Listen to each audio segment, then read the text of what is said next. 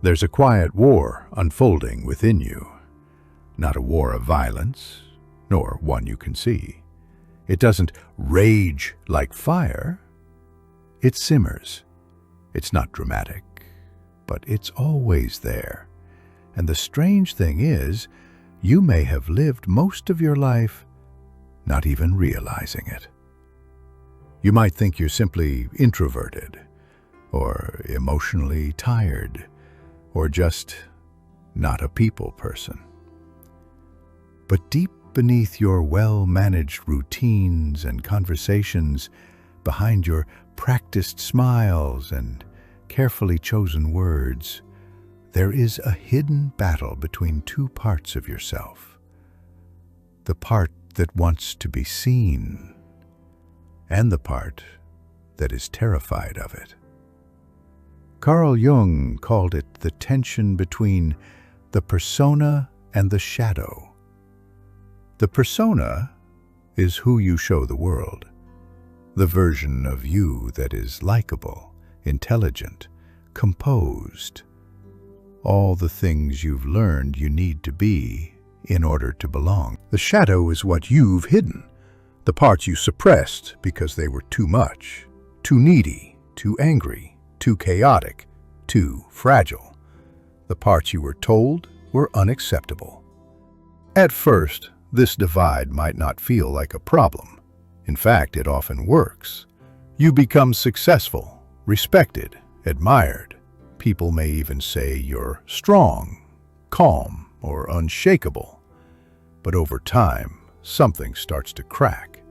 You begin to notice that no matter how close people get, you still feel alone. That no matter how much you give, you don't feel nourished. That you crave connection, but whenever it's offered, something inside you flinches. So, you retreat. Politely, silently. You begin to ghost or become overly busy. You say, "I'm just tired."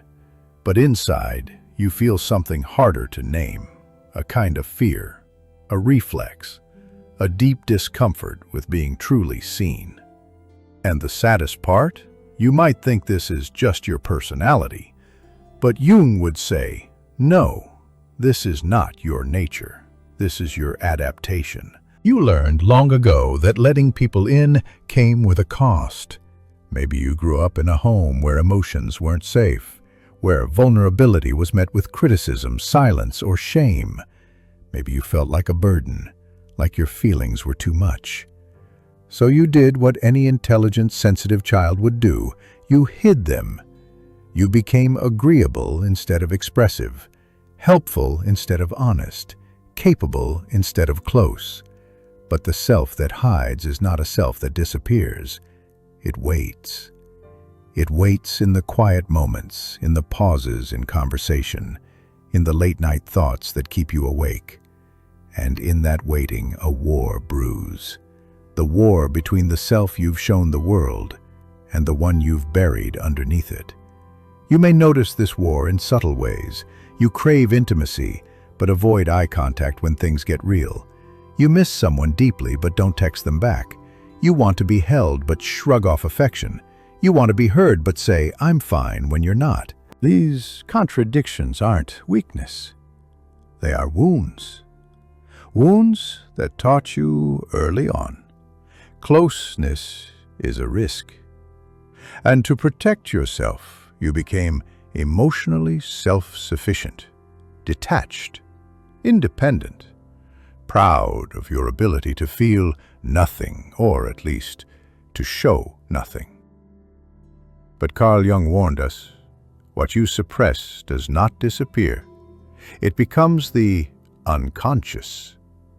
And the unconscious rules your life in ways you don't see. Until one day, you do. That day might come when a relationship ends, not because you weren't loved, but because you couldn't let love in. It might come in a moment of silence, when you suddenly feel like a stranger to everyone around you. It might come when your body, exhausted from holding back emotion, begins to ache or panic, or shut down. And when it comes, you might think you're broken, that something is wrong with you. But Jung offers another possibility, that this pain is not a flaw, it's an invitation to turn inward, to look at the places in you that are still in hiding, to notice the defense mechanisms that once protected you and are now isolating you. He believed that every person's journey is to integrate the shadow, to stop pretending we are only our best parts, to begin acknowledging the full spectrum of who we are, especially the parts we've been running from. But here's the thing, that's terrifying, because once you admit that you're afraid of closeness, you also have to admit that you need it. Once you recognize that you push people away, you also see how deeply you want to be held. And that vulnerability, the rawness of it, can feel unbearable. But that's the moment when something shifts. Because once you become conscious of the war, you're no longer ruled by it. You can begin to respond rather than react, to choose connection, even when fear tells you to run, to say, wait, stay, even when every instinct screams, protect yourself. This is not a one-time realization, it's a process, a practice, a lifetime. You'll still have days when the mask slips back on, when the persona takes over, when the shadow growls from its corner. But now you'll notice it. And in that noticing, you begin to heal. You might not feel ready.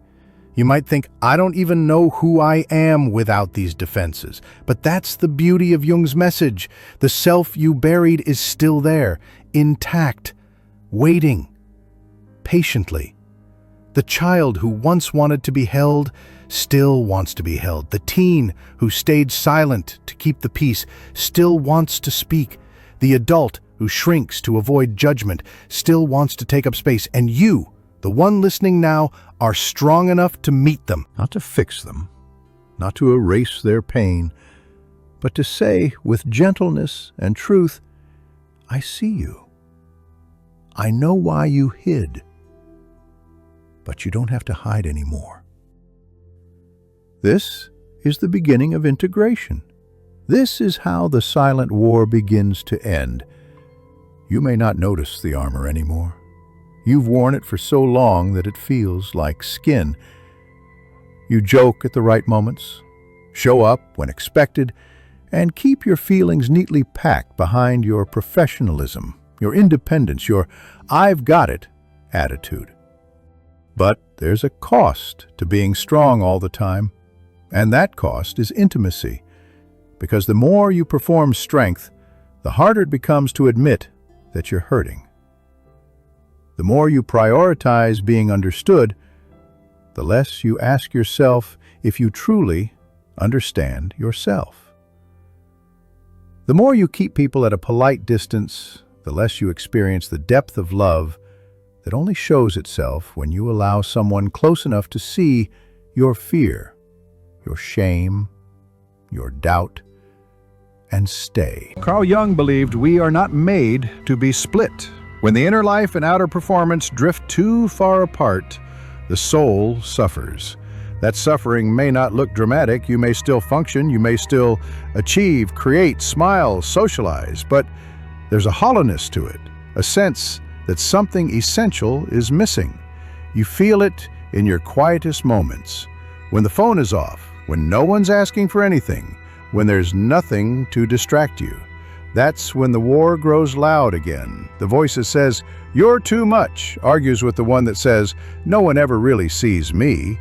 The ache in your chest isn't just from being alone, it's from being disconnected from your truth. And that truth might be this: you want love, real love, not admiration, not attention, not control. Love that meets you in your uncertainty. Love that sees the mess behind your mask and doesn't turn away. But to receive that kind of love, you must first believe you're worthy of it. And that's where the silent war becomes the hardest battle of all. Because it's not just about how others see you, it's about how you see yourself. Do you believe you deserve care when you're not useful? Do you believe your pain matters even when it's invisible? Do you believe that showing your need won't push people away? If the answer is no, not in theory but in your gut, then your defenses aren't just habits, they're survival strategies. And Jung's work teaches us that before you can dissolve a defense, you must honor the reason it formed. You must go back to the first time you felt rejected for being honest, the first time your tears were shamed, the first time silence felt safer than speaking. You must look at the child you once were and say, "You did what you had to do. I understand." And only then can you begin to choose a different way. That different way doesn't mean becoming raw and exposed all the time. It doesn't mean oversharing or abandoning boundaries. Jung wasn't advocating for emotional chaos. He was pointing toward wholeness. Wholeness means holding contradiction. It means you can be strong and tender, independent and in need, guarded and still reachable. You don't have to become someone else. You simply have to become more of who you already are beneath the protection. And part of that process means grieving. Grieving the years you spent hiding, the relationships that couldn't reach the real you, the moments of joy that were muted because you didn't trust them to last. You must make space for sorrow, for disappointment, for the anger you've buried at the people who hurt you, even and especially if those people were the ones who were supposed to love you most. But here's the miracle Jung points to. The unconscious is not your enemy. It's your teacher. Every time you withdraw, it's not just fear. It's a signal. Every time you avoid closeness, it's not just discomfort. It's a trailhead. If you follow it with courage and curiosity, you begin to unearth parts of yourself that have been locked away for years. Maybe it's the part that wants to create without perfection. Maybe it's the part that longs to cry without apology. Maybe it's the part that still hopes someone might choose you, not for how well you perform, but for who you are when you're not performing at all. This is what Jung meant by individuation, the process of becoming whole, not in the eyes of others, but in your own inner world. It's not about impressing anyone. It's about reuniting the parts of yourself you've exiled. And you don't do it all at once. You do it one moment at a time. You choose not to ghost the person who makes you feel vulnerable. You take a breath before saying, "I'm fine." And maybe, just maybe, you say, "Actually, I'm not." You ask for help, even when you think it will make you look weak. You let someone love you, even when every instinct tells you to run. These are acts of courage, quiet ones, invisible to the world, perhaps, but to your inner life they are earthquakes. Because every time you act from your truth instead of your fear, you close the gap between who you are and who you pretend to be. And that gap, that's where the war lives. Close the gap, and the war begins to end. There will still be days when you revert, when the mask feels safer, when the silence feels easier. That's okay. This isn't about perfection. It's about direction. It's about facing the door you've always kept closed and turning the knob, even if you only open it a crack. It's about choosing to believe that you're worth knowing, not just for what you do, but for who you are, because you are. And deep down, you know it. That's why the loneliness hurts. That's why the ache is so persistent. Because a part of you has always known you were made for more than the protection. You were made for connection. Not shallow, surface-level attention, but real, soul-level resonance. The kind where you say something you've never said aloud and someone says, "I get it." The kind where you cry and no one tries to fix you. They just stay. The kind where your silence is not a barrier but a bridge. That's the love you deserve. And it begins, always, with you. With you choosing to stay with yourself, especially when you want to run. With you choosing to listen to your shadow, not to obey it, but to understand it. With you choosing to be seen, not perfectly, but honestly. This is the healing Jung envisioned, not a cure, a reunion. The reunion of all your fractured parts, the return to wholeness.